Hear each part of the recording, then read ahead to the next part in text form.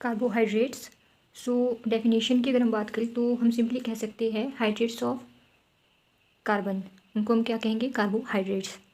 और ये हमारे पास क्या कंटेन करते हैं, पॉलीहाइड्रोक्सी एल्डिहाइड और पॉलीहाइड्रोक्सी कीटोन्स, जिसको हम एल्डोज एंड कीटोन्स कहते हैं। Or compound which can be hydrolyse to one of them. Classification based on the structure के बेस पे हम इसकी क्लासिफिकेशन अगर करें तो सबसे पहले आता है हमारे पास monosaccharides, then oligosaccharides and lastly polysaccharides. So monosaccharides मतलब कि जिसमें हमारे पास एक ही सेक्राइड कंपाउंड प्रेजेंट होंगे, ठीक है, उनको हम क्या बोलेंगे, मोनो। ओलिगो मतलब कि जिसमें 3 से 9 या फिर 2 से ज़्यादा अगर मोनोसेक्राइड्स पाए जाते हैं उनको हम बोलते हैं ओलिगोसेक्राइड्स, ठीक है। एंड पॉलीसेक्राइड्स का मतलब होता है जिसमें कि हमारे पास मोर देन 9 मोनोसेक्राइड्स प्रेजेंट या फिर 10 से अबव अगर हमारे पास किसी भी स्ट्रक्चर में सेक्राइड्स प्रेजेंट है तो उसको हम बोलेंगे polysaccharides.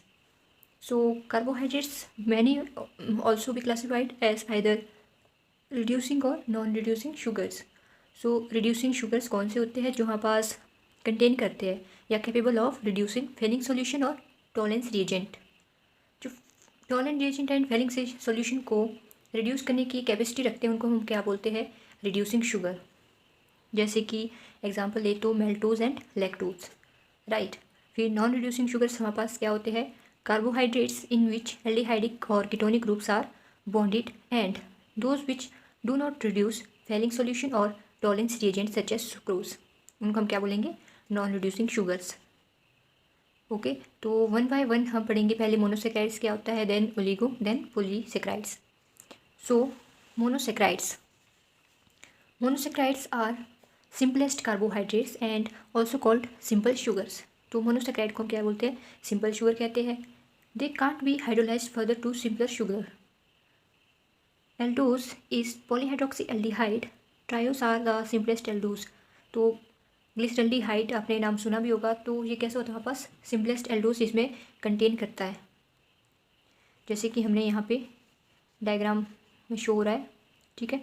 For कीटोज is polyhydroxy ketone, जैसे कि फ्रक्टोज इसमें एग्जांपल दे सकते हैं हम। और एल्डोज हमारे पास ग्लूकोज में क्या होती है, एल्डोज की जो फंक्शनल ग्रुप है वो प्रेजेंट होता है, एल्डोज अटैच्ड होता है ग्रुप में, ओके। और हमारे पास कीटोज मतलब कि कीटो ग्रुप प्रेजेंट है, एल्डोज नहीं है, कीटो ग्रुप प्रेजेंट है किसी भी रिंग में, ठीक है। However dihydroxy acetone is the simplest ketose and simplest aldose की बात कीजिए तो सिंपलेस्ट एल्डोज हो गया हमारे पास ट्राइओसिस एंड सिंपलेस्ट कीटोन हो गया हमारे पास dihydroxy acetone. Configuration of monosaccharides, the naturally occurring stereoisomers of the aldotriose glyceraldehyde is arbitrarily said to have the D configuration. Its enantiomer is then said to have the L configuration.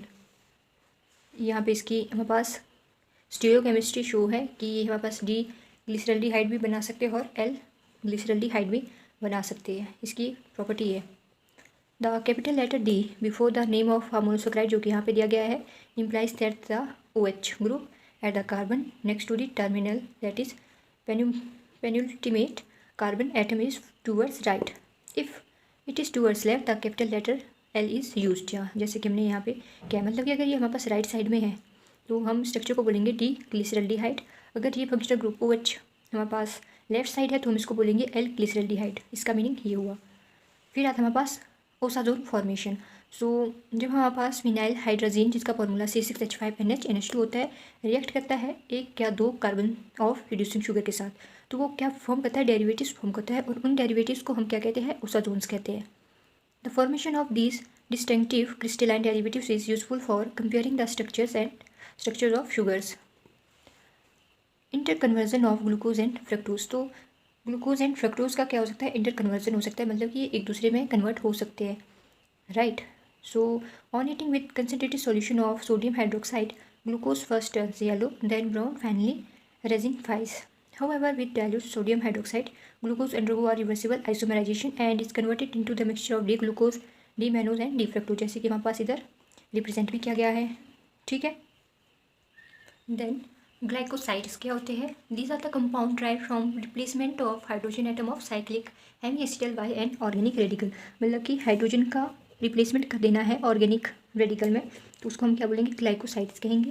The formation of glycoside is comparable to the formation of acetals in which simple hemi acetals react with another molecule of alcohol.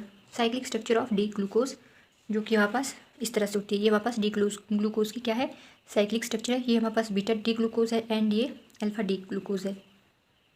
सो अगर हम difference की बात करें तो alpha and beta में क्या difference है, replacement या पोजीशन चेंज हो रही है। यहाँ पे हमारे पास इस साइड हमारे पास हाइड्रोजन अटैच है, यहाँ पे OH ग्रुप है, और इसमें क्या डिफरेंस है, इधर हमारे पास OH, बस बाकी हमारे पास जितनी भी पूरी की पूरी स्ट्रक्चर है वो सेम रहेगी इन दो केस में।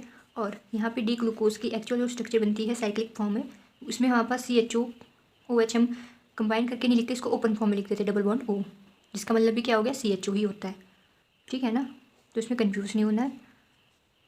सो एक इम्पॉर्टेंट टर्म आती है म्यूटा रोटेशन। क्या होता है, A spontaneous change in the specific rotation of a solution of an optically active compound is called mutarotation. The मतलब कि अगर हमारे पास स्पॉन्टेनियसली चेंज आ रही मतलब उसकी रोटेशन में, और वो साथ में क्या है, एक ऑप्टिकली एक्टिव कंपाउंड है, उसको हम क्या बोलते हैं, म्यूटा रोटेशन कहते हैं। ठीक है, उसके बाद अगर हम बात करें ओलिगोसैकेराइड्स की, right, what is oligosaccharides? Molecule of these carbohydrates are made up of small number of monosaccharide unit joined together by glycosidic bond. So इस तरह से जब हम किसी मॉलिक्यूल को प्रेजेंट करते हैं, इस तरह से हमारे पास दो कार्बन के बीच एक ऑक्सीजन एटम प्रेजेंट होता है, उसी को हम क्या बोलते हैं, ग्लाइकोसिडिक बॉन्ड कहते हैं। ठीक है, so glycosidic bonds are established during the condensation of monosaccharide. तो इस टाइप का जो हमारे पास बॉन्ड बनता है वो हमें कहाँ से प्राप्त हुआ, जब हमने कंडेंसेशन की, किसकी, मोनोसेक्राइड्स की। ठीक है, और इस प्रोसेस को, condensation of monosaccharide to form the glycoside, is called dehydration synthesis. Okay, जितना भी ये हमारे पास प्रोसेस हुआ उसको हम बोलेंगे dehydration synthesis. Depending on the number of monosaccharide molecule condense to form oligosaccharide, the latter are known as disaccharide. कहाँ से हमारे ये मिला डाइसेक्राइड नाम, डिहाइड्रेशन प्रोसेस से हमने इसका नाम ले लिया डाइसेक्राइड्स। ठीक है, जब हमने इसकी कंडेंसेशन की और कंडेंसेशन करने के बाद हमने दोबारा से ओलिगोसेक्राइड्स बने, तो हमारे पास 3 टाइप के इन्होंने आगे फर्दर क्लासिफिकेशन की ओलिगोसेक्राइड्स की। डाइसेक्राइड्स हो गया, ट्राइसेक्राइड्स एंड टेट्रासेक्राइड्स। ओके, तो डाइसेक्राइड के एग्जांपल सुक्रोज है, जिसको हम क्या बोलते हैं, टेबल शुगर भी कहते हैं। जिसका फॉर्मूला क्या होता है, C12H22 एंड O11, राइट। और अगर टेबल शुगर की ही बात करें तो ये बनता है ग्लूकोज और फ्रक्टोज के कॉम्बिनेशन से। ओके, सुक्रोज का फॉर्मूला क्या होता है, C12H22O11, right. It is also known as cane sugar.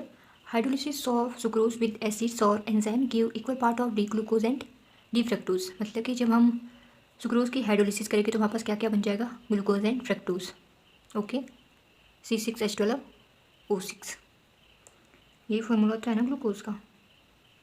So it does not reduce, मतलब कि ये नॉन रिड्यूसिंग शुगर है। मतलब क्या हुआ कि इसमें ये मतलब रिडक्शन जब उस प्रोसेस में हो रही है तो ये tolerant reagent and falling solution को रिड्यूस नहीं कर रहा है, इसलिए ये क्या हमारे पास नॉन रिड्यूसिंग शुगर की तरह बिहेव करता है। ठीक है, so sucrose is composed of alpha D glucose and beta D fructose, जो कि हमने बात कर लिया ऑलरेडी। ठीक है, सो ये इंपॉर्टेंट है कि इन्वर्जन रिएक्शन क्या होता है और इन्वर्ट शुगर क्या होती है।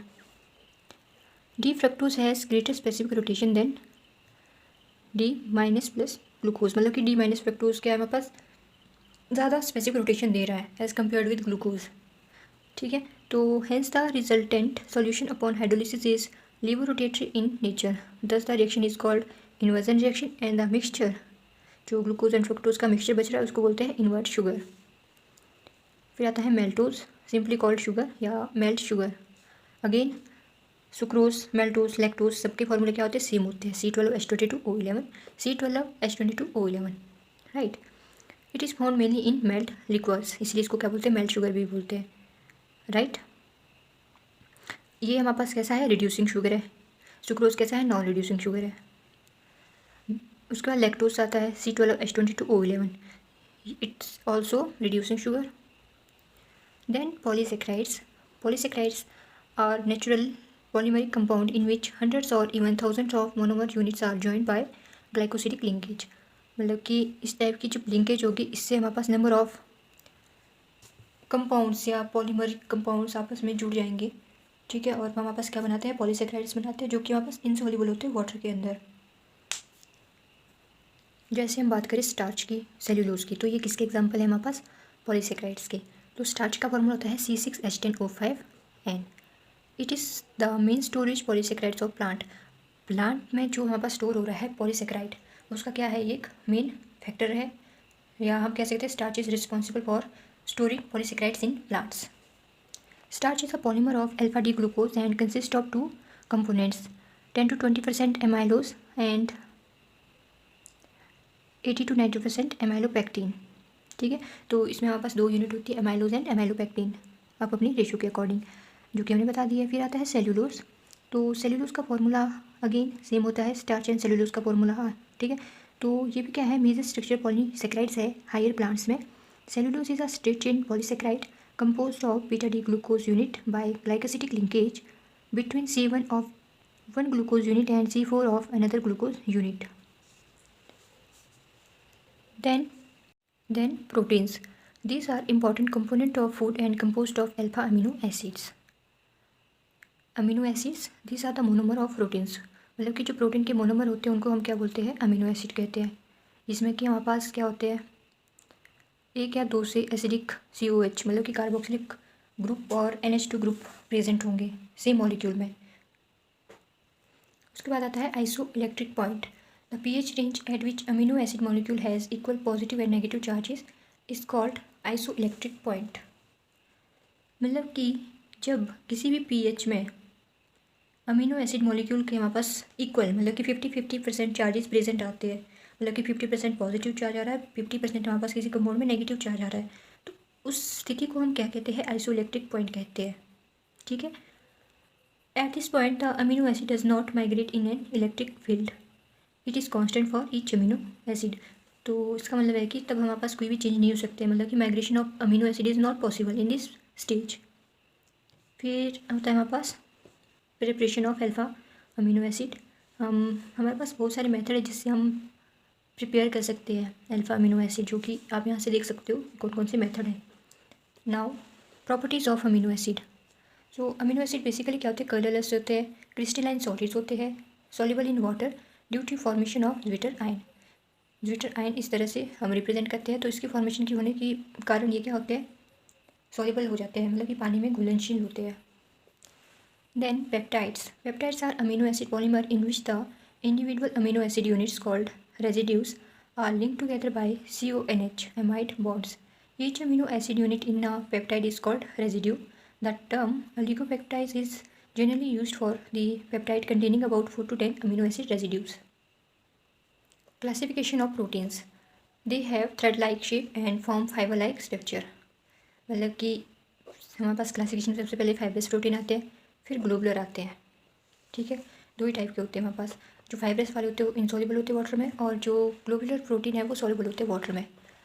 स्ट्रक्चर की बात करें तो हमारे पास 4 टाइप स्ट्रक्चर होते हैं, primary, secondary, tertiary and quaternary structure. Okay, और denaturation and renaturation of protein क्या होता है, a protein must be in its proper shape to fulfill its designated biological function. When a protein is denatured, such as by the treatment with acid or alcohol or by heating, it unfolds and become biologically inactive. That is, its secondary and tertiary structure have been destroyed.